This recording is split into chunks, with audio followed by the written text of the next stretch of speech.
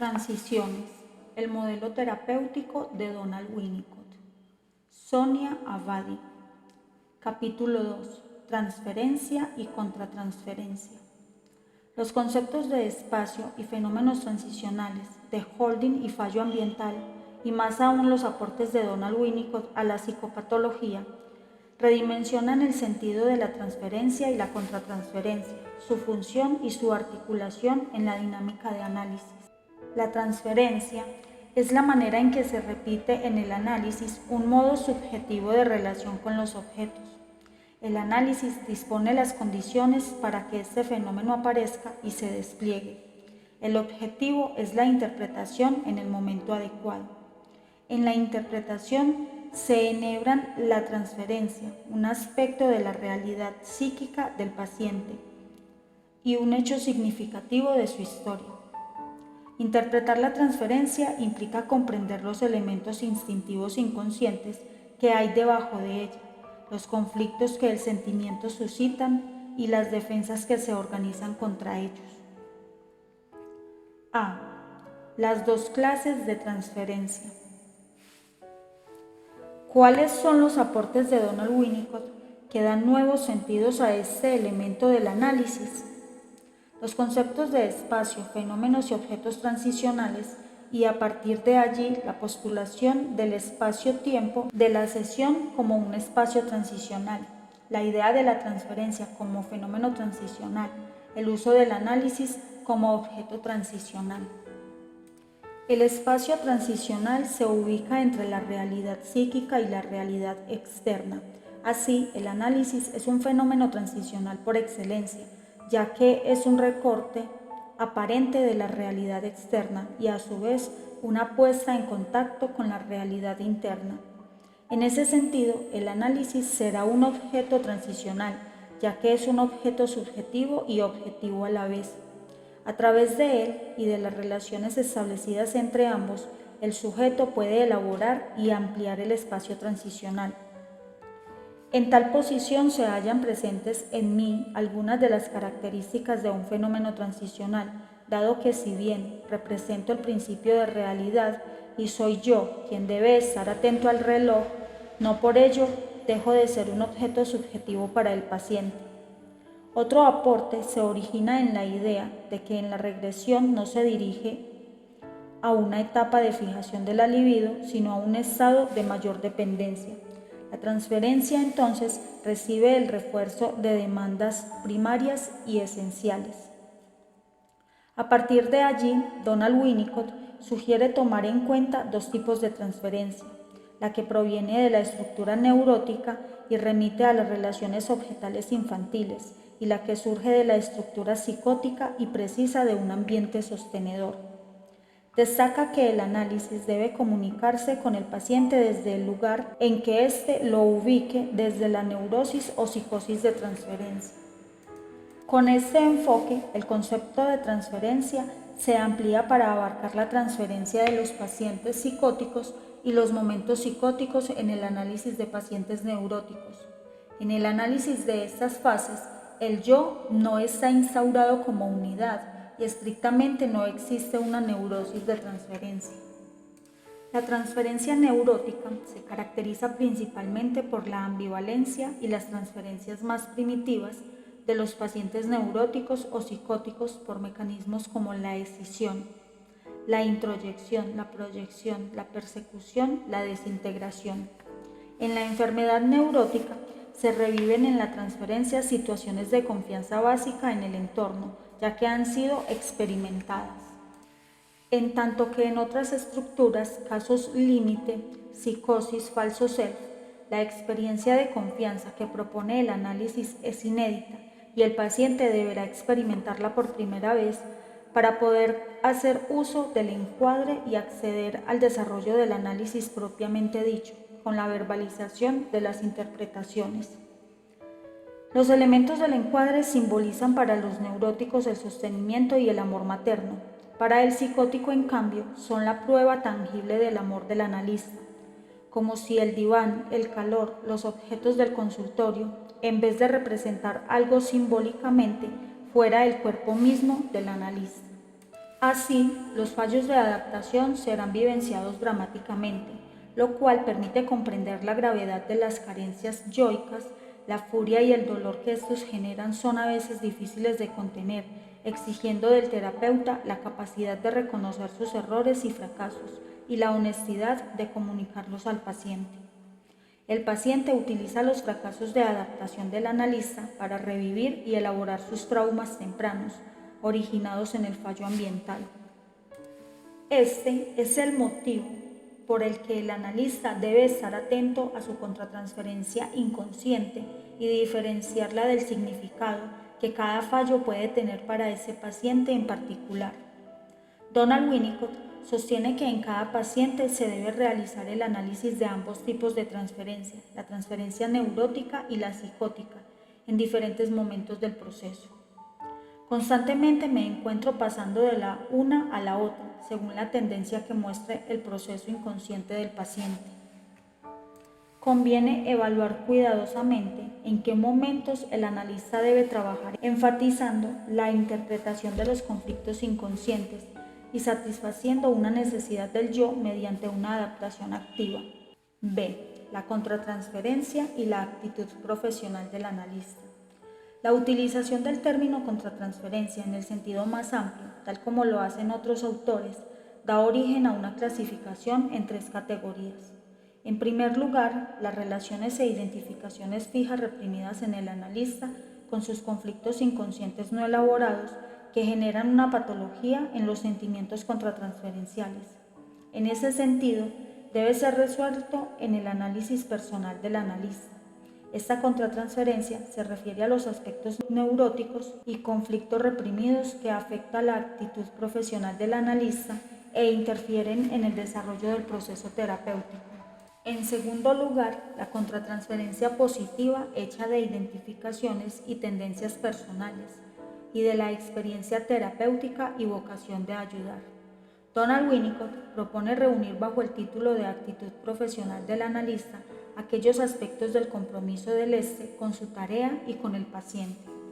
La actitud profesional del analista implica que éste se halla en un estado especial de estabilidad y confiabilidad, realiza su trabajo en un encuadre profesional y damos por sentado que no tiene trastornos de la personalidad y del carácter, cuya intensidad afecte el mantenimiento del vínculo profesional. Significa que el analista somete a un riguroso examen y selección sus ideas y afectos antes de enumerar una interpretación.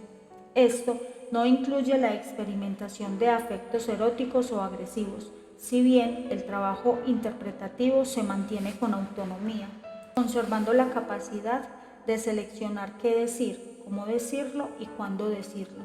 El analista debe hacer lo que se espera de su función terapéutica sin reaccionar a la transferencia del paciente. Sin embargo, debe también permanecer vulnerable y para esto es necesario que no posea un aparato defensivo rígido y estructurado.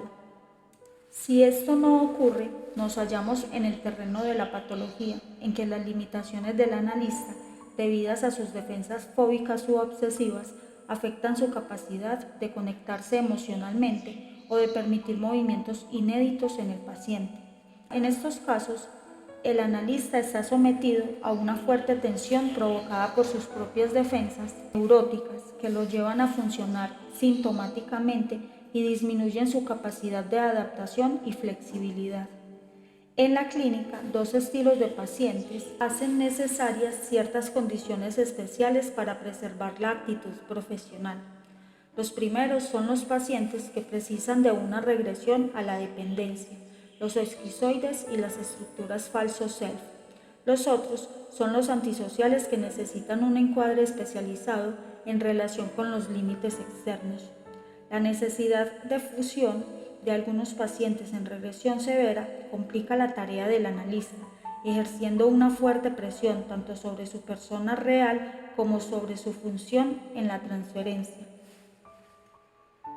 Los casos de psicosis atraviesan gradualmente los obstáculos que para mí son la técnica del analista y la actitud profesional, estableciendo por la fuerza una relación directa de tipo primitivo, llegando incluso a la fusión. El desafío es aceptar incursionar en la locura del paciente a través de identificarse con él y a la vez permanecer anclado en el juicio de realidad y preservar la propia subjetividad. El analista tendrá que permanecer orientado hacia la realidad externa, mientras de hecho se haya identificado con el paciente, incluso fusionado con él. La transferencia psicótica es una dura prueba para el analista. Genera sentimientos e ideas que involucran tanto la actitud profesional como las vivencias subjetivas del analista como persona y los movimientos contratransferenciales inconscientes. Las reacciones del analista pueden ser conscientes o inconscientes, y si son evaluadas y comprendidas, podrán ser utilizadas al servicio del progreso del tratamiento. Aquí surge la tercera categoría de contratransferencia según la clasificación de Donald Winnicott. La llamará contratransferencia verdadera y se refiere al amor y al odio que siente el analista como reacción ante la personalidad y el comportamiento del paciente. Ante determinado tipo de provocación, al analista puede resultarle imposible mantener la actitud profesional. Queda claro que esto se refiere a una puesta de límites a situaciones inaceptables, aún dentro del marco analítico.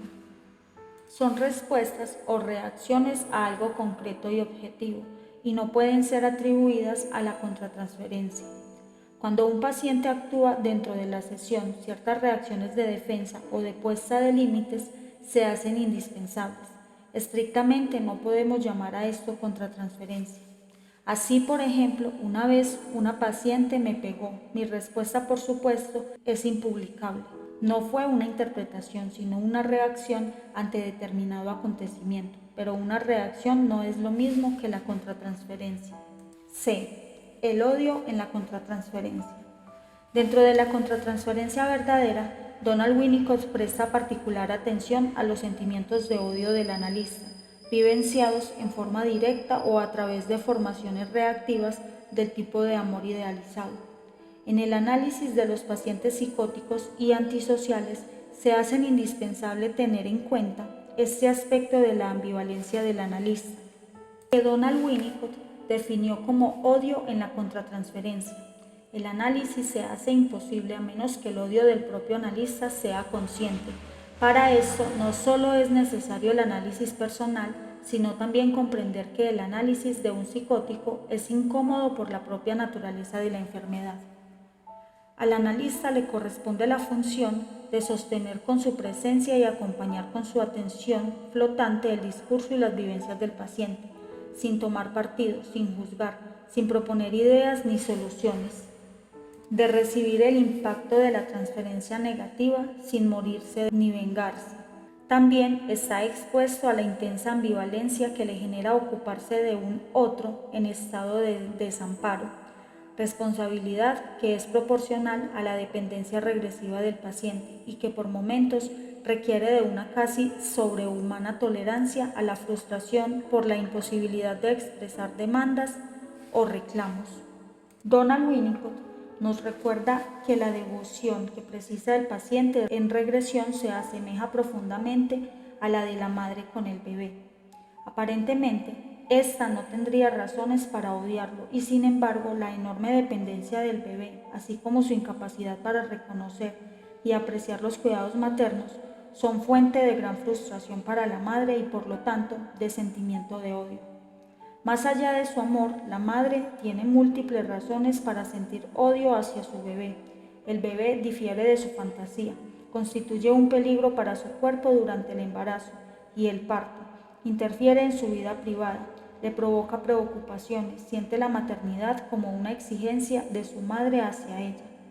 Es desconsiderado, la desprecia, la trata como una esclava, se muestra desilusionado respecto de ella. Su amor es un amor interesado.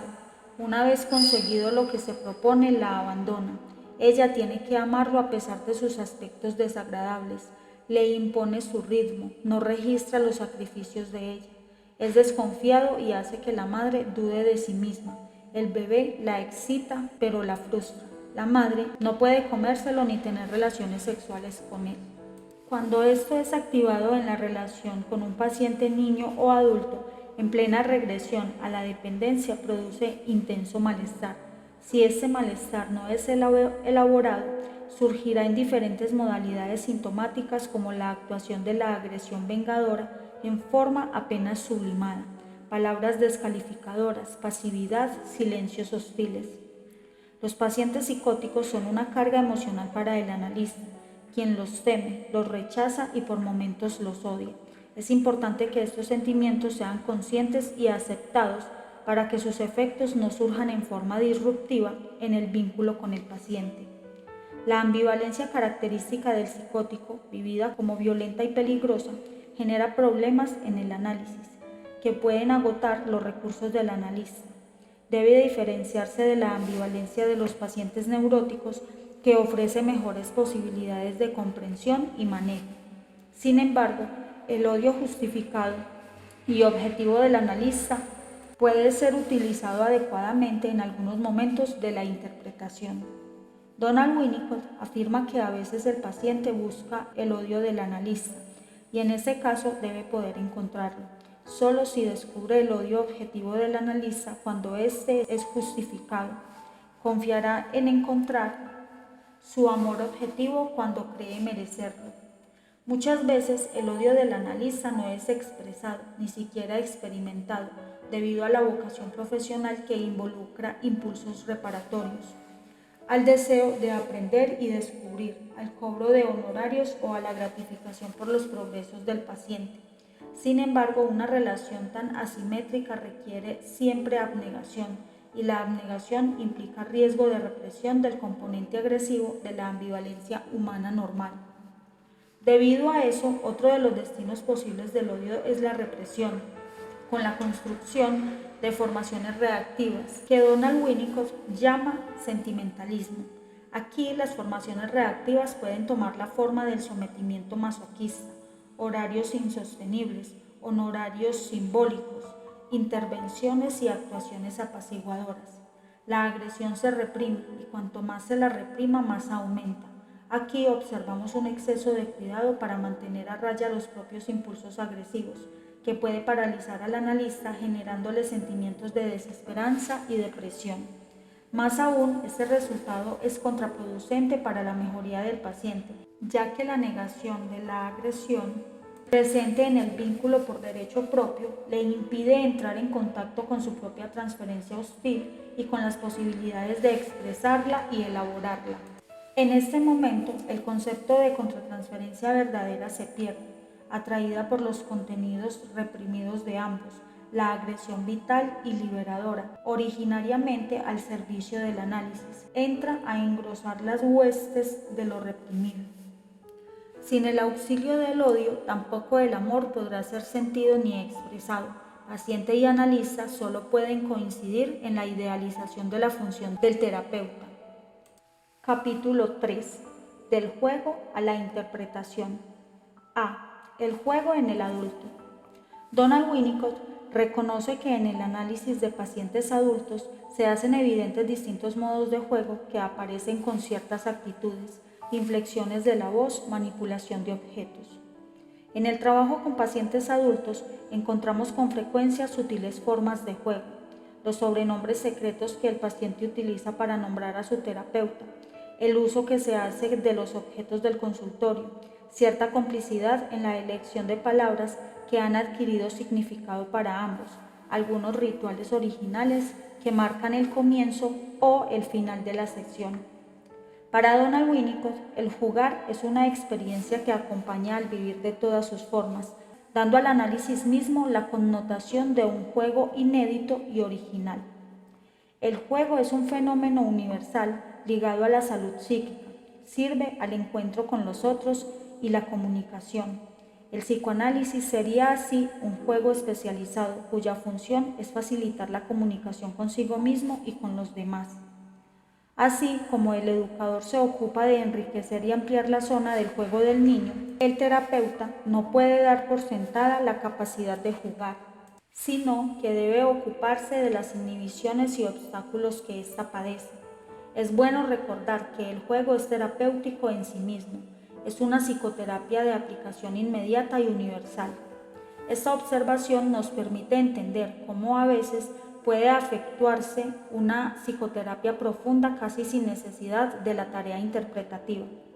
La psicoterapia se realiza en la superposición de dos áreas de juego, del paciente y del analista. Está relacionada con dos personas que juegan juntas. El corolario de ello es que cuando el juego no es posible, la labor del terapeuta se orienta a llevar al paciente de un estado en que no puede jugar a uno en que le es posible hacerlo. Damos por sentado que el analista es capaz de jugar y de participar del juego sin temores ni inhibiciones. Si el analista no sabe jugar por la rigidez de sus defensas, no está capacitado para su tarea. Lo esencial del juego es que brinda la oportunidad para la creatividad del paciente y también del analista. Solo sobre esta base puede producirse la interpretación como un objeto creado y encontrado por ambos. La creatividad solo puede surgir de un estado informe y no integrado. Este es el origen del juego. En el tratamiento buscamos acceder a ese funcionamiento ofreciendo oportunidades para dejar en suspenso las defensas, organizando un espacio que permita jugar en libertad. La implementación de un encuadre que permita el juego es responsabilidad del analista. Esto incluye la libertad corporal y la aceptación de modos no verbales de comunicación y la asociación libre. El relajamiento de las defensas puede observarse cuando el niño juega en el piso y cuando el paciente adulto asocia libremente recostado en el diván. Los impulsos, ideas y sensaciones son expresados y aceptados sin necesidad de coherencia. La incapacidad para jugar o la inhibición del juego en un momento de la sesión permite detectar la aparición de la angustia, de los sentimientos persecutorios y de las defensas. A veces la asociación libre queda limitada por la ansiedad o la persecución y genera un discurso excesivamente lógico y coherente. El juego se ha interrumpido y hablamos de resistencia. La resistencia implica sufrimiento y este puede ser aliviado mediante la interpretación. Cuando el analista precisa demostrar su saber por medio de interpretaciones sutiles e inteligentes, la búsqueda creadora del paciente puede verse afectada. Donald Winnicott afirma que las interpretaciones inteligentes pueden impedir que el paciente muestre su creatividad, descubriendo naturalmente sus procesos internos. El efecto de una interpretación que es evidente para el analista, pero puede estar muy alejada de la capacidad del paciente para sentirla como propia en ese momento, produce un tipo de resistencia que está al servicio de protegerlo de la sumisión y la intrusión del otro en un mundo interno, con riesgo para su individualidad. En algunos pacientes con tendencia a la idealización o en momentos de gran dependencia, la resistencia no aparece. Sin embargo, la interpretación es negativa, ya que no respeta la verdad íntima de ese paciente. Solo la interpretación encontrada en el momento adecuado ofrece una verdadera posibilidad de cambio. Para que la interpretación pueda ser utilizada, el paciente debe ser capaz de jugar. Si esto no sucede, solo produce confusión y acatamiento. Cuando la interpretación se hace ante la posibilidad del paciente de acercarse a ella, se instaura la sugestión y el adoctrinamiento, con la detención del proceso terapéutico. Esto sucede cuando la interpretación es enunciada fuera del área de juego compartido. B. Los dos estilos de interpretación. En el adulto, el contrapunto asociación libre-atención flotante ocupa el lugar del juego como zona de superposición de dos áreas de juego, la del paciente y el analista. Allí, la interpretación es como un objeto creado y encontrado a la vez. Esto implica un modo flexible y abierto de interpretar, dejando lugar para los aportes del paciente.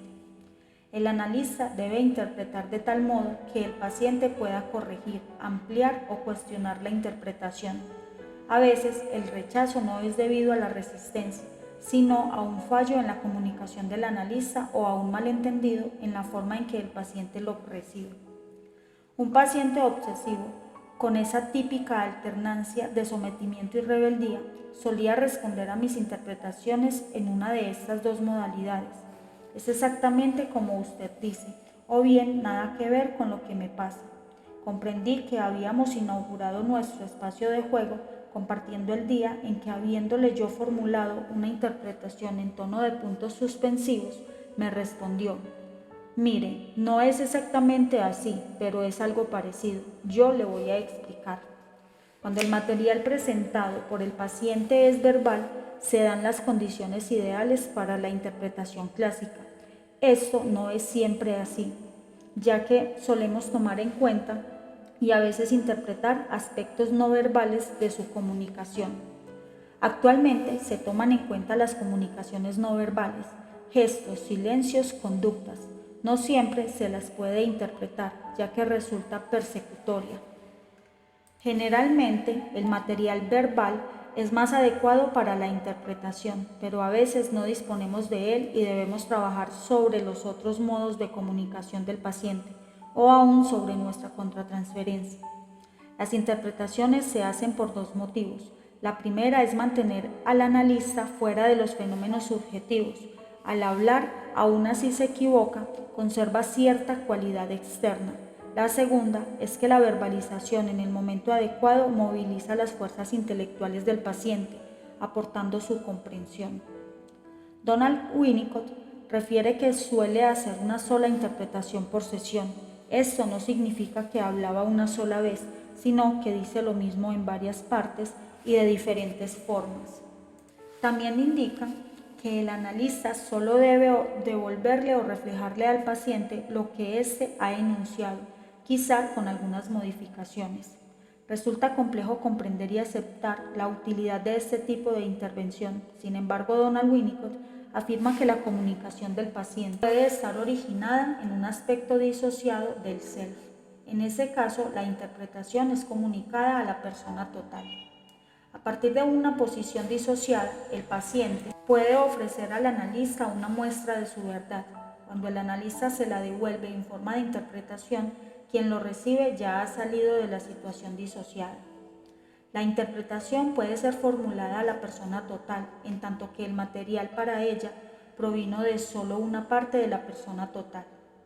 Esta modalidad interpretativa implica para el analista la capacidad de exponerse a lo inédito, de tolerar la espera y de renunciar a su narcisismo intelectual, aceptando que el hallazgo sea del paciente.